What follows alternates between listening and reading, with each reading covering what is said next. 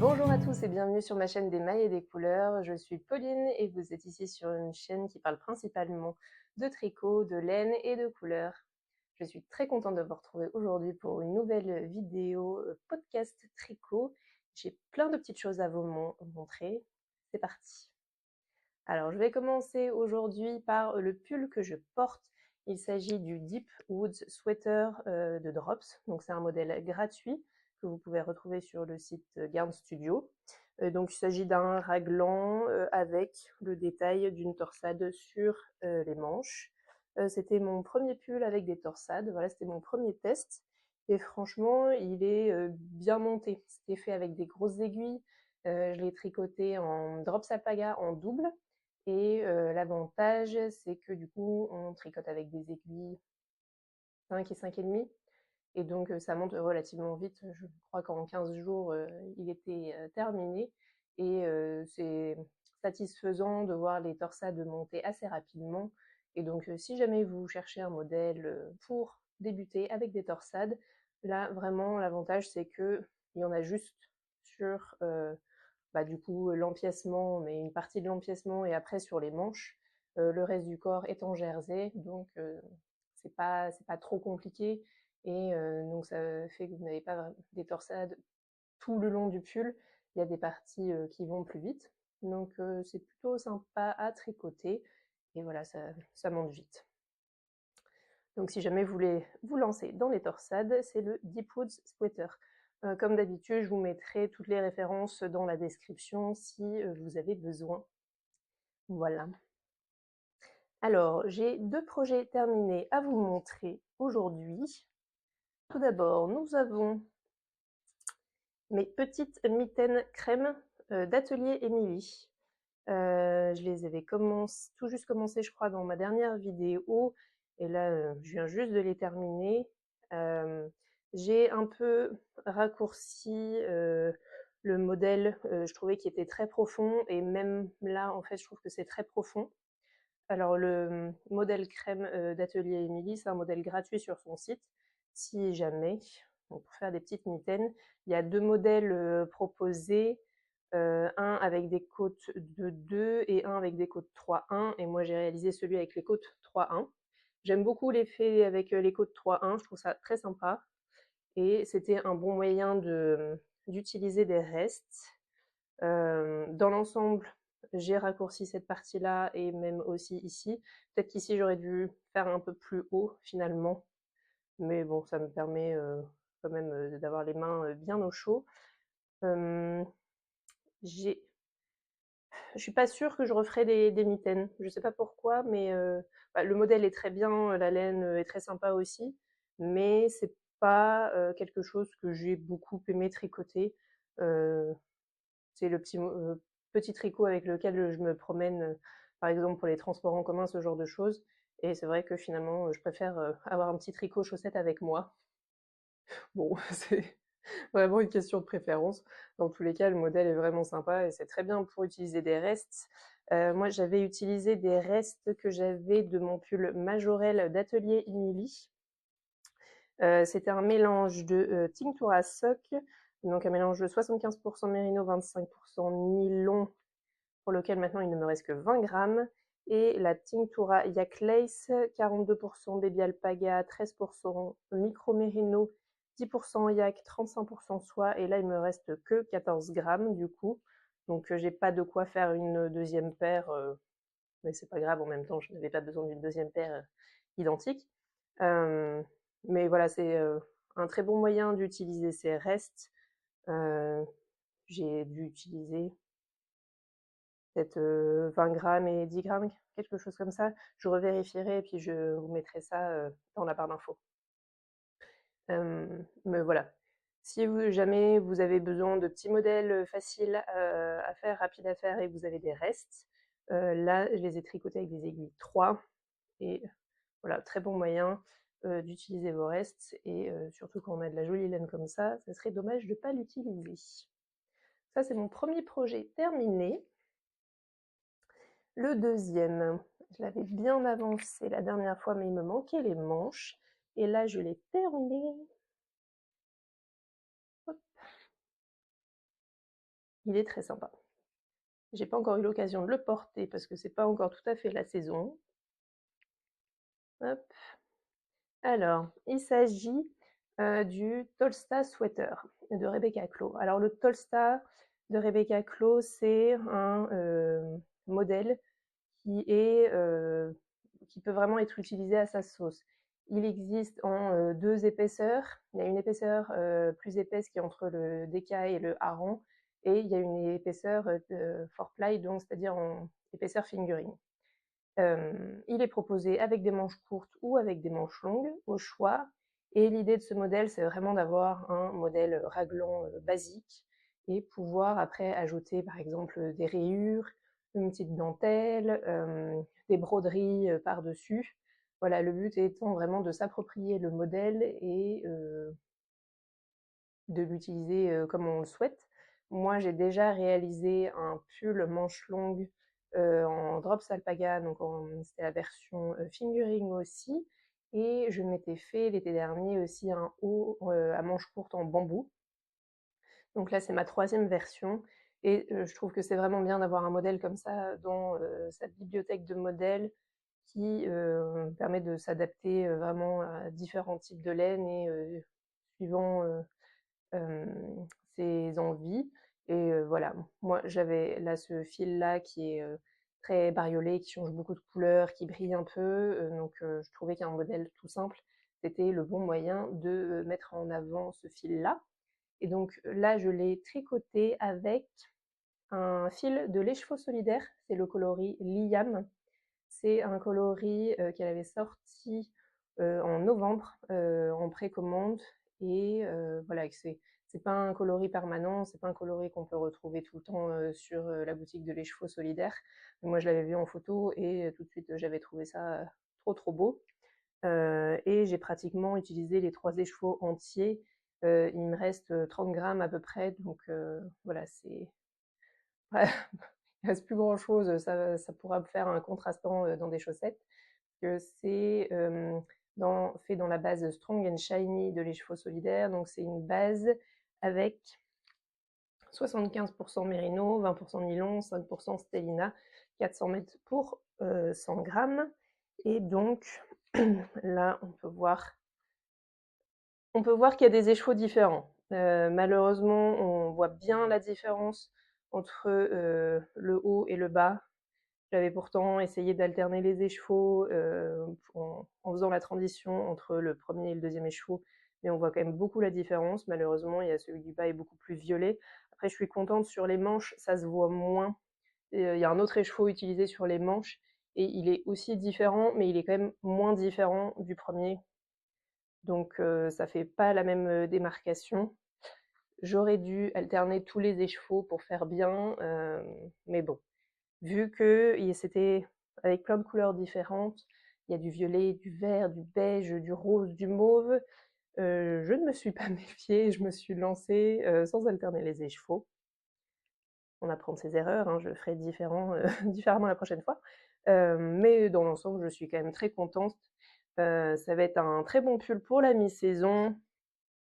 Voilà, j'attends pour le porter. Et puis dès qu'il y aura un petit rayon de soleil, voilà, je pourrais le mettre. Et en plus, vu qu'il y a un peu de stélina dedans, ça pourra briller un petit peu.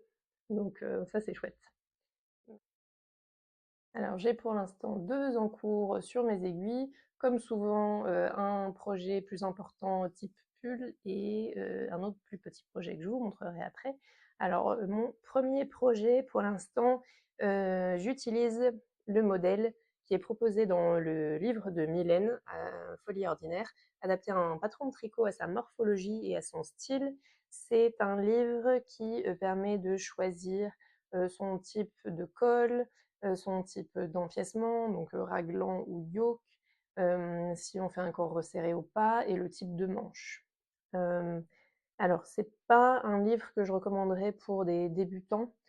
Si jamais vous souhaitez tricoter votre premier pull, là, le modèle du pull en soi est assez basique, mais je trouve qu'il vaut mieux avoir déjà tricoté quelques pulls pour savoir vraiment comment fonctionne un modèle de pull tricot. Là, je trouve que oui, vaut mieux en avoir tricoté quelques-uns pour être sûr de ne pas zapper quelques étapes. Mais bon, dans l'ensemble, le modèle est nickel, hein, pour l'instant, pas de soucis particuliers. C'est intéressant à avoir dans sa bibliothèque. Moi, j'ai choisi de réaliser un pull avec un col montant, avec le yoke. Le corps sera droit et je pense que je ferai les manches droites aussi. Alors, et le voici. Hop, j'en suis là. Donc j'ai fait tout l'empiècement et je suis à la moitié du corps, je pense, quelque chose comme ça. Et donc j'ai fait un col montant, donc ça sera un col roulé. Et pour pouvoir le replier et qu'on le voit dans le bon sens, j'ai pas fait des côtes 2-1, j'ai fait des côtes 1-2. Donc une maille en droit, deux mailles envers. Comme ça, quand je le retourne, ça me permet de voir mieux les côtes 2-1 dans le bon sens. Il est trop beau, j'adore la couleur. Je le tricote avec la Merino Swayak de Yarn by Simon. C'est le coloris Madame Rêve. Donc on est sur une base qui est très très douce. C'est 60% Merino, 20% soie et 20% yak. C'est super doux. J'adore. Et puis vraiment le modèle monte tout seul, hein. C'est avec des aiguilles 4. Donc on est sur une épaisseur DK. Et vraiment, là, ça va monter, ça monte tout seul. Je pense là, tout ça, là, j'ai monté en une dizaine de jours, à peine, en faisant d'autres choses à côté, donc vraiment, c'est pas mal. J'ai que 5 écheveaux de la base de Yarn by Simon, et vu que le col roulé a pris quand même pas mal de laine, j'ai peur de pas pouvoir terminer le pull, mais je m'étais dit, j'avais des restes de mon Skovbund Shawl, donc c'est pareil, une base Merino Swayak, mais là de Hélène Hélène. Il me reste un écheveau et demi, et je m'étais dit, si j'ai pas assez, je pourrais toujours terminer le bas du corps et le bas des manches avec une petite bande rose, parce que les deux couleurs vont bien avec, se marient très bien, et je me dis, ça peut même ajouter une petite fantaisie. Après, je préférais que le pull soit uni, mais si jamais j'ai pas assez, c'est ma solution de secours pour pouvoir terminer mon pull tranquillement et avoir la longueur que je souhaite. Moi, je suis grande, je fais 1m76, donc je fais quand même mes pulls assez longs. J'aime bien qu'ils soient quand même assez longs. Donc voilà, parfois la quantité de laine pour, en tout cas la hauteur du corps, ça peut être un peu juste.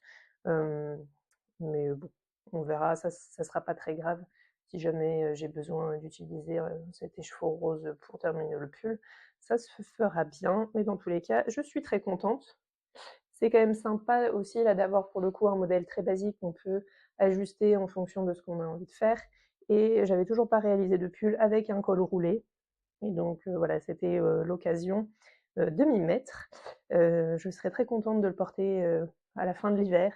Donc je vais, je pense, vite le terminer là, dans ces prochaines semaines pour pouvoir en profiter un petit peu et pouvoir avoir ce joli col roulé.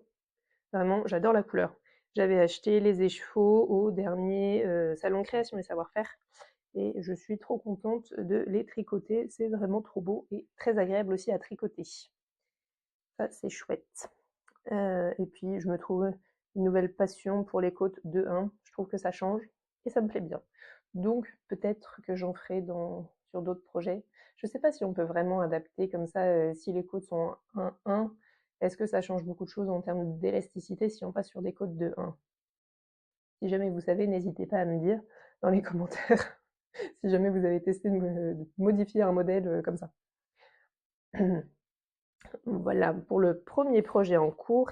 Et le deuxième projet, sans surprise, il s'agit encore d'une petite chaussette. Là, cette semaine, j'étais en mode j'ai envie de commencer des chaussettes. Ça me manquait, là je ne devais plus en avoir sur mes aiguilles depuis 2 semaines et je me suis dit j'ai envie de monter des chaussettes. Et du coup, j'ai monté des petites chaussettes. Du coup, j'en ai en profité pour utiliser des écheveaux que j'ai eu dans mon calendrier de l'Avent laine et chaudron. Donc il s'agit de la base Belladone de laine et chaudron. C'est une base 75% mérino, 25% nylon. Et voilà, je me suis dit, serait une bonne idée quand même que j'utilise les écheveaux que j'ai eu dans mon calendrier de l'Avent, sinon ça va rester dans mon stock très très longtemps. Et donc j'ai un peu hésité pour savoir lesquels j'allais sortir, mais donc j'ai sorti un écheveau de 50 grammes et un écheveau de 20 grammes, et que je retrouve les références de couleurs. Alors, on a le principal, c'est le coloris Enchantement, c'était la case numéro 20 du calendrier de l'Avent, et le contrastant de 20 grammes, c'est le coloris Améthyste, qui était dans la case 18. Voilà, c'est pas dans mes couleurs habituelles, mais voilà, je suis contente d'essayer d'autres couleurs, de sortir un peu de ma zone de confort, et puis voilà, d'utiliser quand même les beaux écheveaux que j'ai eu dans mon calendrier. Et puis vraiment les chaussettes, j'aime vraiment bien avoir un tricot chaussette en cours. C'est le petit projet qu'on peut emmener partout avec soi, mais c'est pas trop redondant vu qu'on a bon, les côtes, ensuite la tige, on a le talon, voilà, pour lequel il faut faire un peu plus attention, ensuite des rangs de diminution, et voilà, il y a juste le pied où là c'est un peu plus long avant de faire la pointe, où c'est juste très court en rond, mais c'est vraiment rythmé. Plus que le tricot mitaine, je trouve que c'est vraiment rythmé, et donc il y a des parties voilà, où on peut être en pilotage automatique, et puis d'autres où on l'est moins. Euh, mais je me rends compte vraiment, j'aime beaucoup tricoter des chaussettes. Alors toujours le même modèle, c'est le Basic 4-ply de Winwick Mum. Donc c'est vraiment un modèle de chaussettes hyper basique avec un talon renforcé. Euh, J'aime vraiment beaucoup tricoter ce modèle-là. Avec... Ça met en valeur les laines, en fait, quand il y a des laines de teinturier avec différentes couleurs, etc. Vraiment, c'est un bon moyen de les mettre en avant, je trouve. Et puis, j'ai fait beaucoup de paires sans utiliser de contrastant. Et là, du coup, ça me donne l'occasion d'utiliser les petits écheveaux de 20 grammes. Je trouve ça sympa, ça change aussi. Et ça me permet d'avoir plein de couleurs différentes pour mes chaussettes. Après, je porte pas mes chaussettes au quotidien, donc je vais finir par avoir beaucoup trop de chaussettes par rapport à ce que je les porte. Mais c'est pas grave. Quand on aime, on ne compte pas, hein, bien sûr. Voilà, petit tricot chaussette, toujours à avoir dans son sac quand on se promène. Et puis c'est quand même très sympa de tricoter d'autres couleurs, voilà, qui me changent un peu. Je pars beaucoup plus sur des tons chauds en ce moment, hein. Je suis restée très longtemps sur du vert et ouais, dans les verts. Et là, je pars vraiment plus sur des tons chauds. On est sur du rose et du rouge en ce moment. C'est bien, ça change un peu. Je suis désolée si la luminosité change. Par bonheur, le soleil apparaît, mais du coup, la luminosité change un peu. Mais il y a du soleil, c'est merveilleux. Voilà pour mes projets en cours. J'ai maintenant des petits achats à vous montrer. Depuis quelques semaines, je me pose la question d'essayer la teinture. Et voilà, je m'intéresse un peu plus à la teinture et à comment ça fonctionne. Et dans cette démarche-là, j'ai commandé le livre Teindre la laine naturellement de Doriane, qui a créé Maison Septembre. Elle teint des laines que avec des pigments naturels. Donc le livre recense l'ensemble des pigments qu'elle utilise, mais elle présente aussi dans son livre comment est créé le fil, donc depuis la tonte de l'animal jusqu'à la teinture, quel est le processus de production. Elle parle aussi des origines des exploitations lainières, euh, et elle parle aussi de tout le matériel dont on a besoin pour faire de la teinture, et elle présente euh, différentes plantes et autres éléments naturels utilisés pour faire de la teinture. Alors je trouve ça très intéressant, je ne me suis pas encore lancée dans la teinture, plus en regardant le livre, je me suis dit, oulala, ça a l'air quand même assez compliqué, il va falloir que je me pose bien et que je réfléchisse bien avant de me lancer. Mais en tout cas, je vous recommande ce livre si la teinture naturelle vous inspire. J'ai trouvé ça très complet, très intéressant, et aussi dans une démarche de développement durable aussi. Donc très sympa. Et donc pour tester la teinture, j'ai commandé donc chez elle, chez Maison Septembre, un kit. C'est le kit automne pour tester la teinture.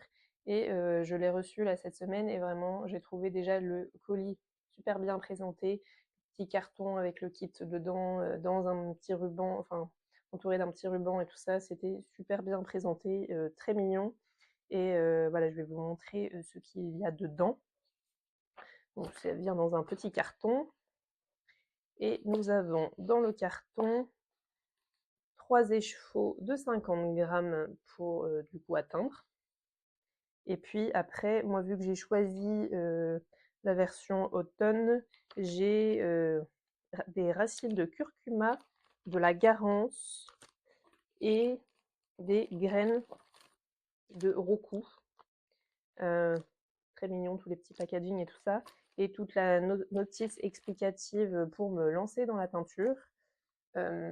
Alors, je pense qu'il faudra que je me prévoie une journée vraiment tranquille pour faire la teinture. Par exemple, faire ça pendant des vacances. Et puis, j'ai aussi besoin d'acheter un petit peu de matériel avant de me lancer.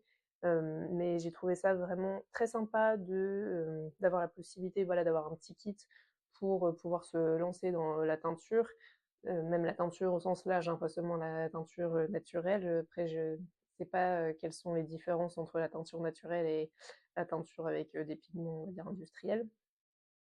Mais en tout cas, voilà, hein, le petit kit est très bien fait et elle propose aussi même des formations de 5 jours pour apprendre la teinture chez elle. Et je trouve ça trop bien. Je me dis peut-être qu'un jour je me lancerai, que je ferai la formation avec elle. Euh, je vais d'abord tenter de teindre ces petits écheveaux-là, sans que ça soit une catastrophe. Et puis, ben, on verra bien si ça me tente ou pas d'approfondir tout ça. Euh, voilà, je reviendrai vers vous quand je me serai lancée dans la teinture. Pour l'instant, voilà, je n'ai que lu en diagonale les instructions et je me suis dit, oh là là, bon déjà, il me faut du matériel en plus.